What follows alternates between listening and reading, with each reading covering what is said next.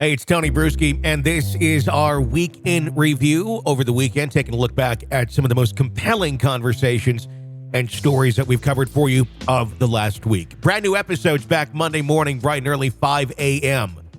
here on the podcast. This is the Hidden Killers podcast with Tony Brueski. Featuring author, psychologist, and daily contributor, Siobhan Scott. Unexpected turn of events. That's what the judge said in regards to the attorneys for Richard Allen, the man accused of being the Delphi murderer, as they resigned in court yesterday in a hearing that didn't go remotely as planned.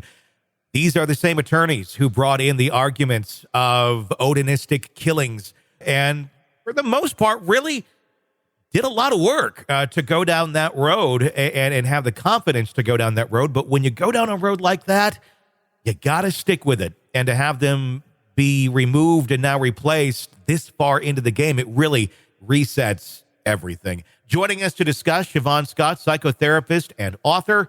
Siobhan, when you first heard this news, what was going through your mind?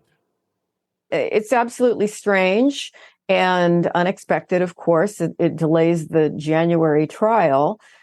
And then I thought it's going to give, for some people, they're going to say the Odinists are behind it. It's going to fuel the whole conspiracy thing, that there were death threats or they were frightened into getting out of the case. As I understand it, nobody knows for sure the reasons. Some people have speculated that it had to do with leaked documents and photos. You know, I don't know, but it's a weird one. It's been a weird case all along, and it just continues. And that's what we're hearing, is that it has to do with the leaked photos. The other week, crime scene photos of the girls were leaked online. I have not seen them. I have no desire to see them. I don't think most of us do, but they are out there, and that very much did upset the judge. The leak of the initial document talking about Odinism. Judge didn't want that out either, but it was online for 2 hours, and, well, we all grabbed it, and now it's out there.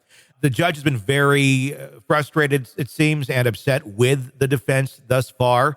I'm wondering how much of this was almost pushing out, if you will, because of the continued issues with the defense attorneys. The main attorneys here, Andrew Baldwin and Bradley Rossi, they, for the most part, from what we're hearing in the documents, weren't part of these leaks. It was other people within the office. I believe it's described as a friend. I thought that was rather odd, the way it was like, oh, friend came over and got the documents and sent them out.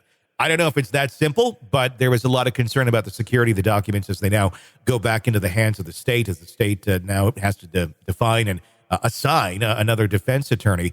With that being said, though, they went down this road. They went down the Odinist road, and it's pretty far in. I've been saying for a while, how do you walk this back? Do you want to walk it back? It didn't seem they were going to, but I felt, if Richard Allen really wants a good defense at this point, I don't know if the Odinist stuff can be there. Is this a blessing in disguise, where maybe some time and not as much attention on Odinism, maybe a new take on this will help in his defense, or does whoever walks into this have to pick up the torch where it was at and keep going, whether they like it or not?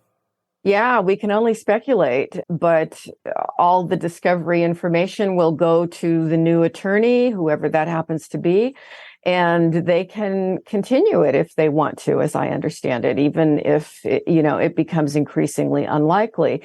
So it may serve him to have different lawyers. I guess time will tell.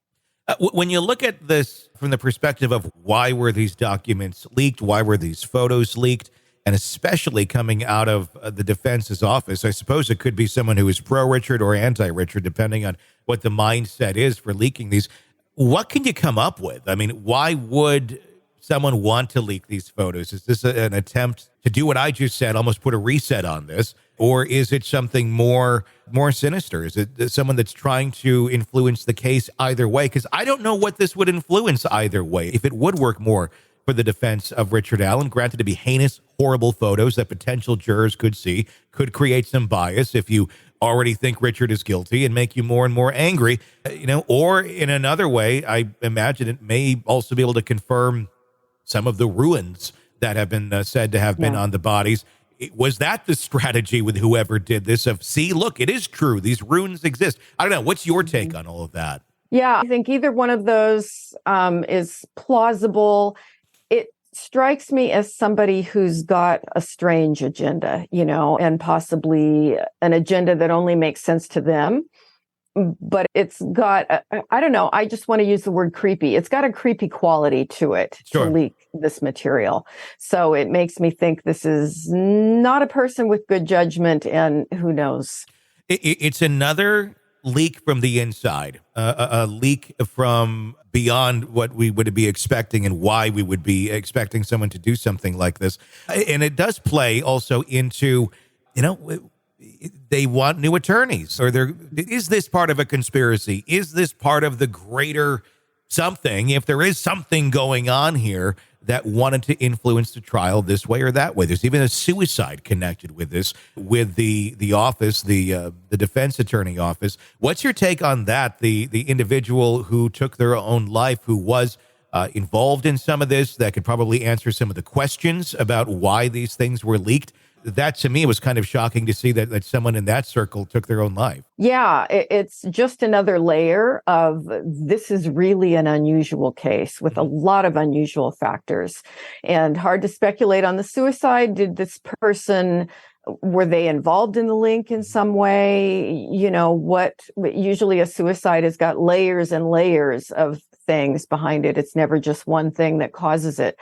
So someday somebody will write it. I know there's been a book written about it. Someday somebody will write another book about this and try to make sense of it all. But it's one of the stranger cases that's been in the news. It's one that we're going to have to wonder about, and I wonder if justice will ever truly be able to be served here. I mean, if this chaos continues. Meanwhile, Richard Allen still sits in a maximum security prison in solitary confinement, and now with no representation.